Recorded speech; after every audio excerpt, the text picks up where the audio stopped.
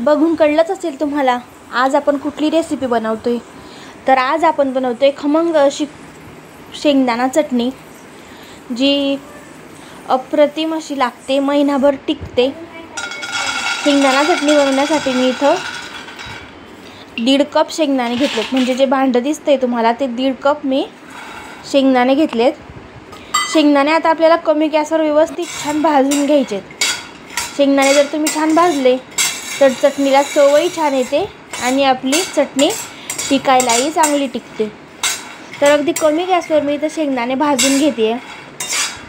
जोपर्यंत शेंगदाण्याची छान साल निघत नाही आणि शेंगदाणे छान डागाळले जात नाही तोपर्यंत आपल्याला हे शेंगदाणे भाजून घ्यायचे। तर ही चटणी जर तुम्ही एकदा बनवली ना तर महिनाभर आरामात खाऊ शकता। महिनाभर या चटणीला काहीही होत नाही। तर इथे शेंगदाणे भाजताय छान, तुम्ही बघू शकता। आता थोडेसे शेंगदाणे डागाळायला लागलेत तर मी अजून 1 मिनिट शेंगदाणे भाजून घेणार आहे छान। आता शेंगदाणे आपले छान भाजलेत। आता आपल्याला एका ताटात टाकून घ्यायचे आणि व्यवस्थित गार करून घ्यायचे।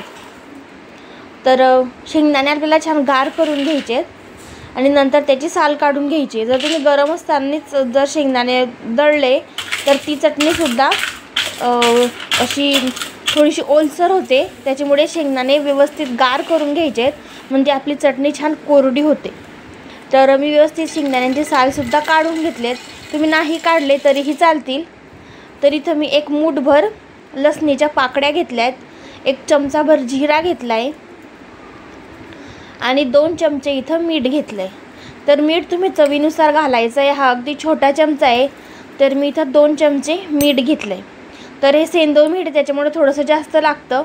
आणि इथे 2 चमचे मी लाल चटणी घेतली आहे। तुम्ही लाल चटणीच्या ऐवजी मिरच्यांचा सुद्धा यूज करू शकता। आता पल्स मोडवर आपल्याला शेंगदाण्याची चटणी आपली वाटून घ्यायची आहे।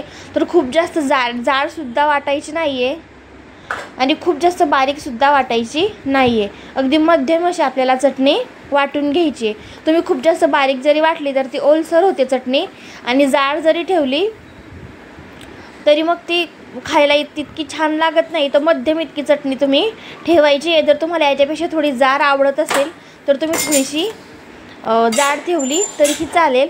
आता त्याच पॅनमध्ये मी काय केलं आहे, 4 पड्या तेल घालून घेतलं आहे। तर तेल जोपर्यंत गार आहे तोपर्यंतच त्यात ही चटणी घालून घ्यायची आहे आणि अगदी कमी गॅसवर ही चटणी आपल्याला जसा रवा भाजतो तशी मंद गॅसवर आपल्याला ही चटणी छान भाजून घ्यायची आहे। जोवर या चटणीचा कलर बदलत नाही आणि चटणी छान खमंग कुरकुरीत होत नाही। तर परतल्यामुळे काय होतं, एकतर तुमच्या चटणीची चव वाढते, लसणाचा जो वास असतो उग्र तो सुद्धा कमी होतो आणि तिखटसुद्धा छान परतल्या जाते, त्याच्यामुळे चटणीची चव अजून वाढते। आता चटणी छान कुरकुरीत भाजून घेतली आहे मी। आता एका ताटामध्ये ठेवून छान थंड करून घ्यायची आहे आणि नंतरच एका बरणीमध्ये भरायची आहे। तुम्हाला गरम जर भरली तर ती घामाळल्या जाते आणि लवकर खराब होते, त्याच्यामुळे पूर्णपणे गार करून घ्यायची आहे। कलर पण तुम्ही बघू शकता पूर्णपणे चेंज झाला आहे।